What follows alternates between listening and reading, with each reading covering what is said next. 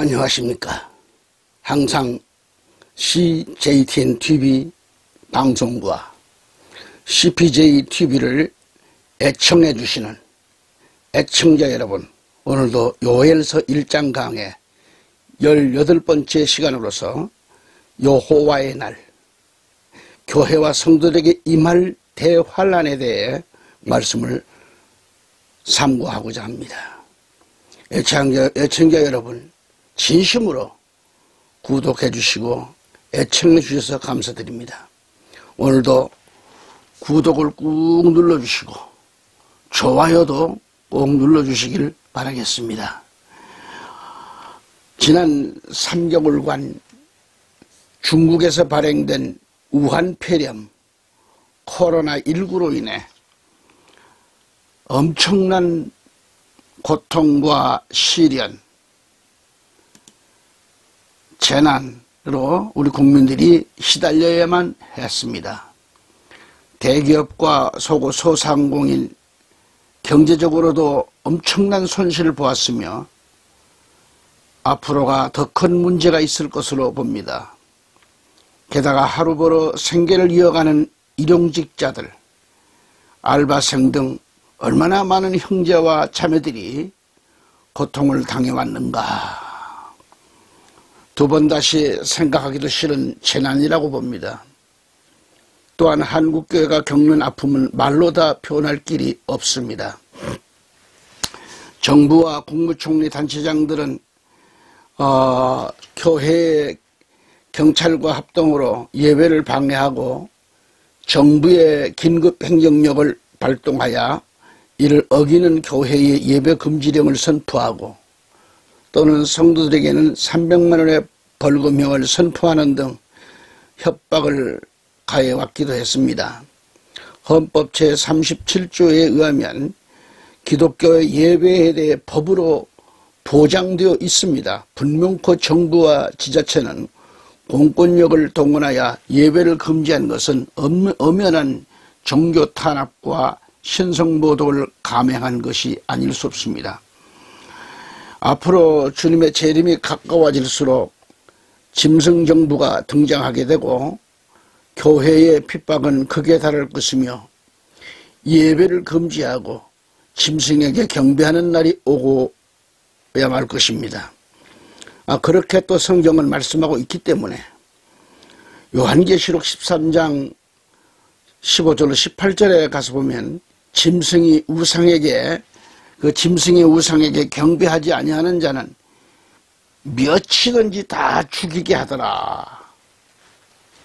앞으로 엄청난 대살육이 일어나겠죠. 몇이든지 다 죽이게 하더라. 그가 모든 자, 곧 작은 자나 큰 자나 부자나 가난한 자나 자유인이나 종들에게 그 오른손이나 이마에 표를 받게 하고 누구든지 그 표를 가진 자 외에는 매매를 못하게 하니 이 표는 바로 곧 짐승의 이름이나 그 이름의 수라. 지혜가 여기 있으니 총명한 자는 그 짐승의 수를 세어보라. 그것은 사람의 수니 그의 수는 666이니라 하고 기록되어 있습니다. 이러한 악한 짐승 정부가 등장하게 될 것을 말씀하고 있는 거죠. 분명코 예배를 금지하고 그 짐승에게 경배하고 짐승의 수, 사람의 수인 666을 표를 받게 될 것을 말씀하고 있습니다. 현실로 이루어질 일들입니다. 이러한 날이 눈앞에 다가서고 있는 거죠.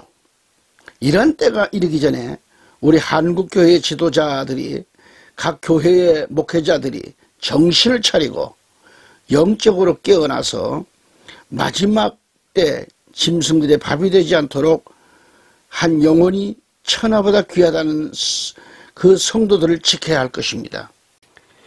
그래서 강단에서 말씀을 선포하는 목회자의 사명이 너무도 귀하다는 것을 알아야 할 것입니다.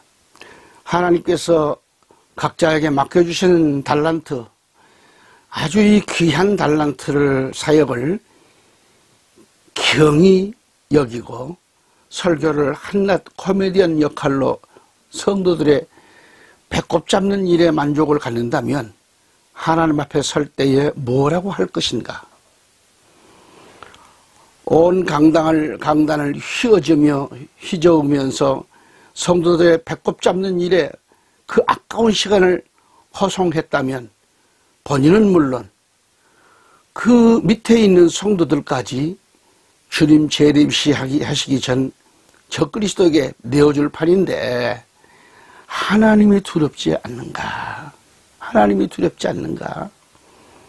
멀지 않아서 이 짐승정부에 넘어가 나와 함께 했던 성도들이, 내 가족, 내 자식들이, 본인은 물론 짐승의 수, 사람의 수 660표를 이렇게 받게 된다면 목회자로서 생각은 해 보았는가? 기도는 해 보았는가? 이런 끔찍한 일이 대환란이 오기 전에 깨달아야 할 것입니다. 또한 평신도 여러분도 이런 날이 오기 전에 이제부터 정신 차려야 합니다. 여러분이 섬기고 있는 교회의 목회자가 영 분별이 안 돼서 영이 어두워서 짐승에게 끌려간다고 하면, 그리고 성도 여러분과 함께 짐승표를 받자고 한다면 어떻게 할 것인가요? 가볍게 여러분 듣고 넘어갈 일이 아닙니다. 이게 어떻게 할 것인가? 영적으로 깨어있는 사람이라면 목회자를 위하여 금식하면서 통곡하며 기도할 것은 뻔한 거죠. 그렇게 해야겠죠. 애청자 여러분, 성경 말씀에서 5개월 황충이 재앙은 전 3년 반 5번째 나팔 재앙 때 일인 것이며, 이것은 바로 어느 때에 속하느냐? 첫째 화에 속하는 때입니다. 첫째 화에 속하는 때라고 했어요. 여기 요엘 선지자는 그 당시에 큰 황충이 재앙의 환상을 보면서 이 날을 여호와의 날로 보았던 겁니다.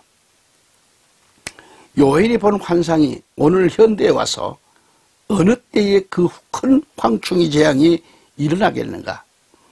이에 대해 요엘서 1장 13절에서 제사장들아, 너희는 굵은 배로 동이고 슬피 울지어다.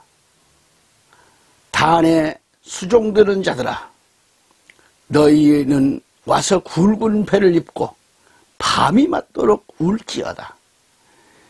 이는 소재와 전제를 너희 하나님의 전에 드리지 못함이로다 그랬어요. 너희 하나님의 전에 전제와 소재를 드리지 못한다고 그랬습니다.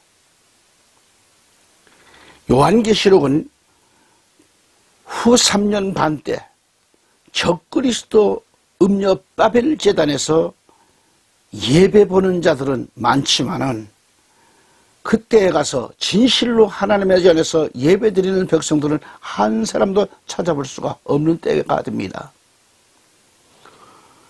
있다고 하면 가짜들이죠. 우리는 그러한 날이 오기 전에 마음껏 정성껏 믿음 안에서 예배를 바로 드려야 되고 교회를 열심히 출석해야 됩니다. 그리고 골방에 들어가서 기도해야 되고, 이제는 그렇게 그냥 가볍게 넘어갈 일이 아닙니다. 안전하다 괜찮겠거니 평안하다 할 때가 아니라 이 말이에요. 우리는 그러한 날이 오기 전에 마음껏 정성껏 믿음 안에서 예배를 드리고 열심히 전도하고 마지막 나팔을 부는 겁니다. 만물의 마지막에 가까워질수록 더욱 그리 해야 합니다. 앞으로는 아무리 재단에 좋은 예물과 헌금을 많이 바치고 싶어도요, 예배와 예물을 금지하는 때가 오기 때문에 바치고 싶어도 더 이상 예배드리며 바칠 수 없는 때가 오는 것이며 성전을 폐해하게 되기 때문에 예배를 금지하고 예물을 드릴 수도 없어요. 이건 무슨 소설 얘기가 아닙니다. 되어질 사건들입니다. 요한계시록의 말씀을 곧 일어날 사건들입니다. 장차 되어질 일들입니다. 우리 한국교회가 당면한 가장 큰 병적인 것은 명절인데 추석과 구정이 있습니다. 추석과 설이 교회까지 그 영향을 받은 지 오래됐잖아요. 하지만 올바른 신앙인이라면, 목회자라면 추석과 구정인 설을 좋아해서는 안 됩니다.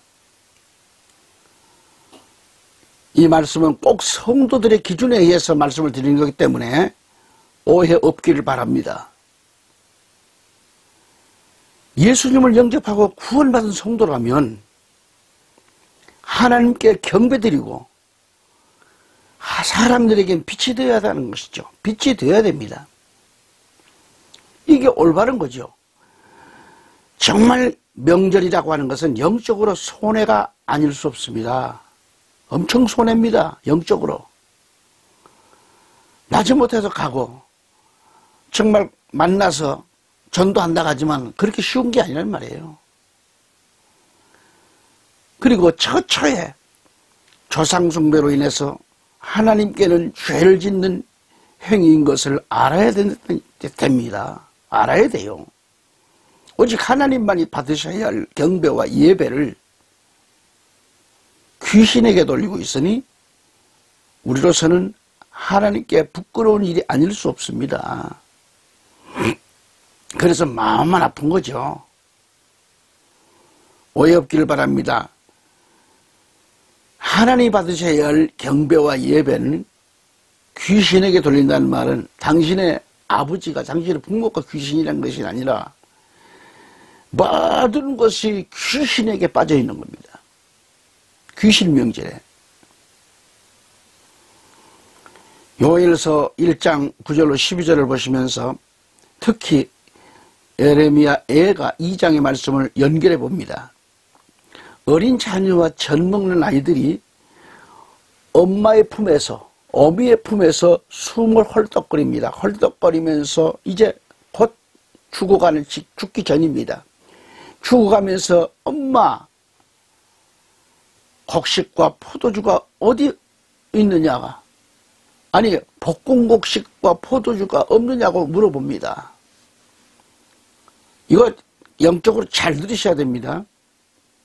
어린아이가, 젖먹이가 지금 헐떡거리는 거 있어요. 죽어가면서 볶음곡식과 포도주 없느냐는 겁니다. 물어봅니다. 이것은 어떤 소설 이야기가 아닙니다. 앞으로 이러한 일이 이 세상 처처에서 일어난다는 말씀이에요. 위에서도 언급을 했듯이 우리 교회 목회자들이 성도들의 귀로 듣기에 아주 코믹한 설교에만 집중하고 있습니다.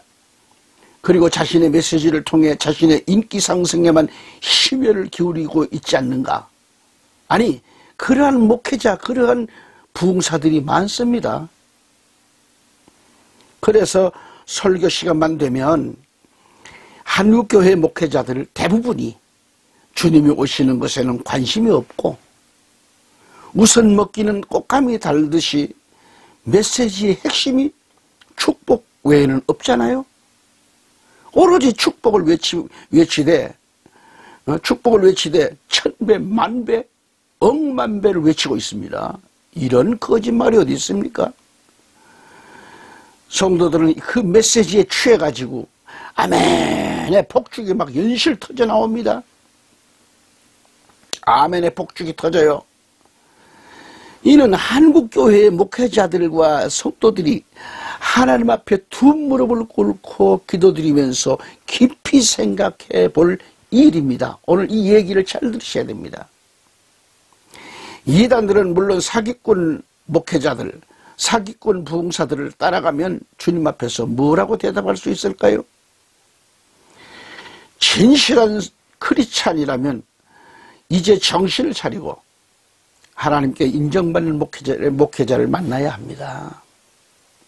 하나님의 마음에 합한 목회자, 하나님의 마음에 합한 성도들이 돼야 됩니다. 그런 사람이 돼야 돼요. 그런 목회자가 되고 그런 성도가 돼야 돼요. 여러분, 축복받으라고 외치는 목사의 설교가 진짜 복음일까요? 그가 외치는 설교가 복군곡식이요 포도주인가요? 잣만 먹던 아이가 어미의 품에서 죽어가면서 포도주와 복군곡식 없느냐고 묻고 있잖아요. 이는 영적으로 무엇을 말해주는가? 성도 여러분 자신들 얘기하는 겁니다. 성도들이 젖만 좋아하고 우리 목사 최고라며 섬겨왔는데 주님 재림 직전에 짐승에게 넘어가 죽음을 앞에 두고 그토록 믿었던 목회자를 향해 어떻게 이럴 수가 있느냐고 묻고 있는 겁니다. 내 생명을 살리는 포도주와 복분곡식은 어디 있느냐는 겁니다. 이쯤 되면 때는 늦은 거 아니겠어요?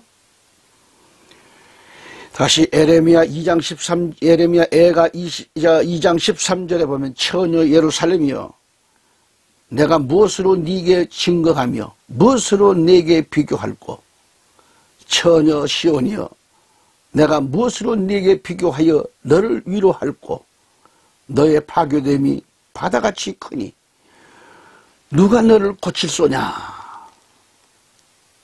누가 너를 고칠 소냐? 14절 말씀을 다시 넘어가서 보면은 내 선지자들이 내게 대하여 헛되고 선지자들이 내게 헛되고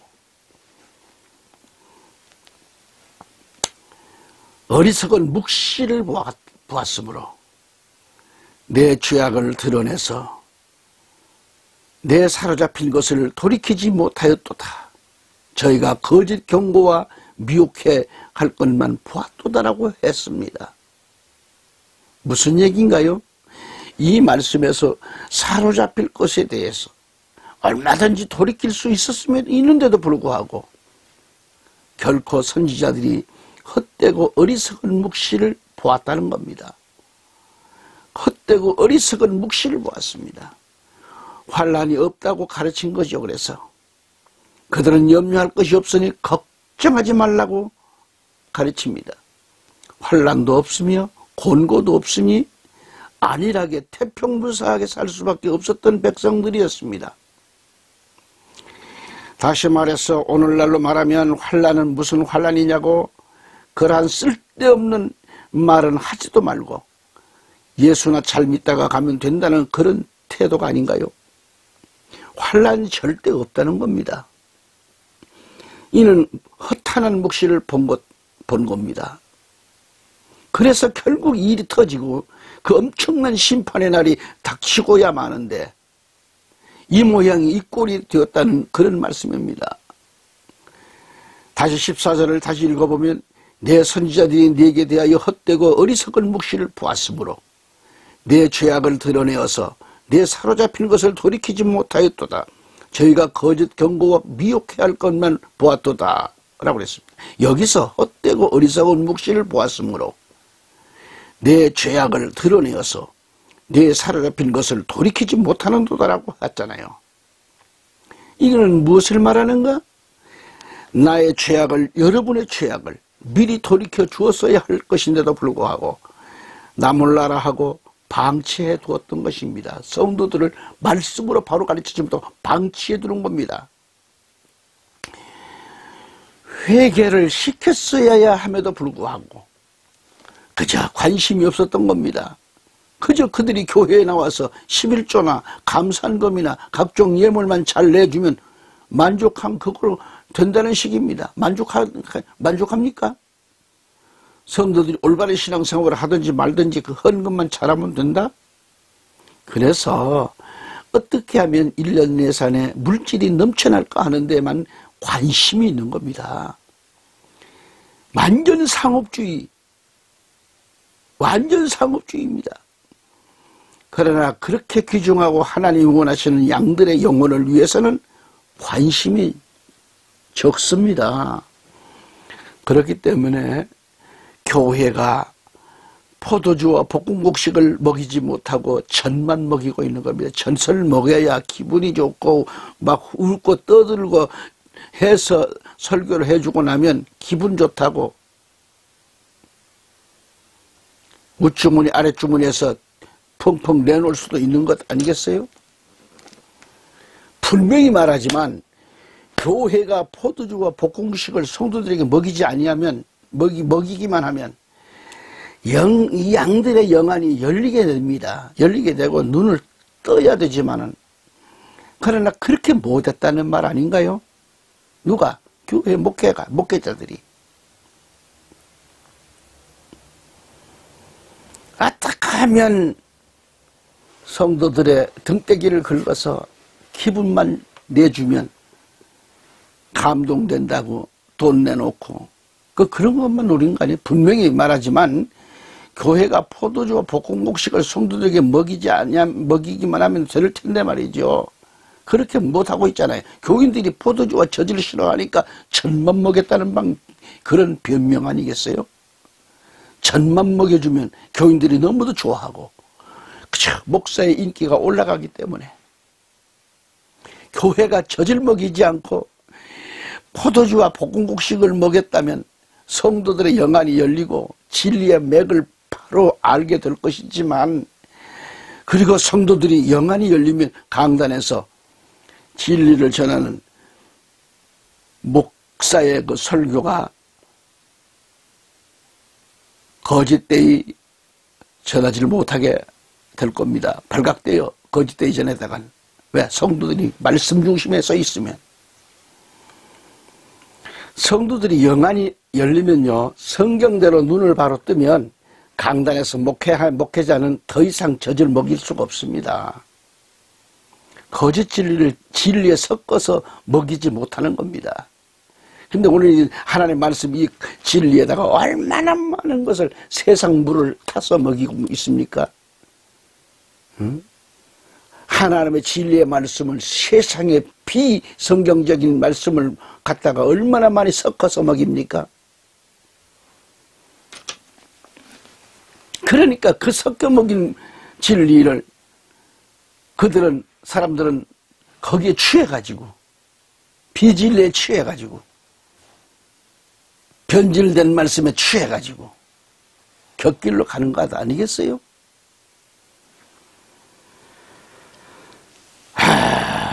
여러분,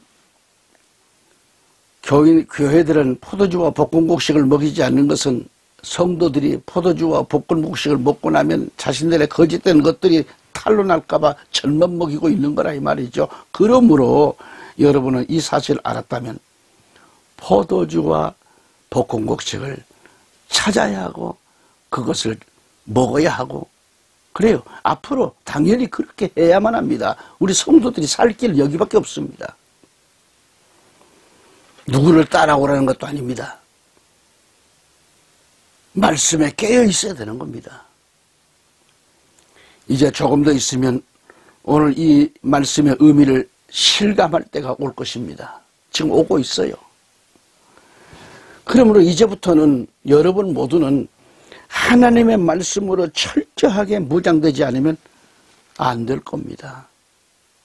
이 방송을 듣고 계신 애청자 여러분, 자신이 말씀 안에 바로 서야 합니다.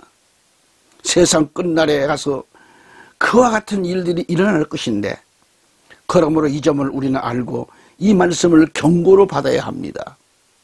성경에 보면 전쟁이 없다고 말하는 자들이 있는데 그들을 거짓 선지자라고 했습니다. 전쟁이 없다는 그들을 성경은 짓지 못하는 개라고 했습니다. 그러나 오늘 교회들은 이를 반대로 말하고 있습니다. 전쟁이 있다고 말하는 것은 잘못된 것으로 가르칩니다. 그리고 환란이 있다고 말하는 것도 조심하라고 가르칩니다. 또한 전쟁도 없다, 환란도 없다, 짐승의 수, 사람의 수 666을 성경에 있음에도 불구하고 그런 일이 없다고 가르치면서 이러한 설교를 외치는 자를 잘못되었다고 말하고 그들은 가정과 재산과 그 모든 것을 파괴하는 자들이기 때문에 접근조치 하지 말라고 가르치고 있습니다. 아니 말씀 안에서 가르치고 외치는데 왜 이게 잘못되었습니까? 오늘날 많은 목회자들이 성경의 말씀을 반대로 가르치고 있는 거예요. 그러므로 분명히 말하지만 성스러운 교회와 성도들이 말세에는 외롭고 쓸쓸하다는 것을 알아야 합니다. 외롭고 쓸쓸한 그 길을 가는 교회를 가리켜 광약교회라고 말합니다. 광약교회. 이것은 절대 성경적임을 알아야 합니다. 할렐루야. 전국에서 해외에서 이 방송을 구독해 주시고 애청해 주신 애청자 여러분, 교포 여러분, 세계 각 나라 각처에서 복음을 외치는 선교사 여러분, 진심으로 감사를 드립니다. 또한 아직까지 끝나지 않는 코로나19로 아픔을 겪고 있는 가족 여러분, 의료진 여러분, 자원봉사자 여러분, 공직자 여러분, 힘을 내십시오. 부족한 이 사람은 국가와 민족을 위하여, 여러분을 위하여 기도하고 있습니다. 다음 시간 다시 뵐 때까지 강건하시기를 기원합니다. 샬롬.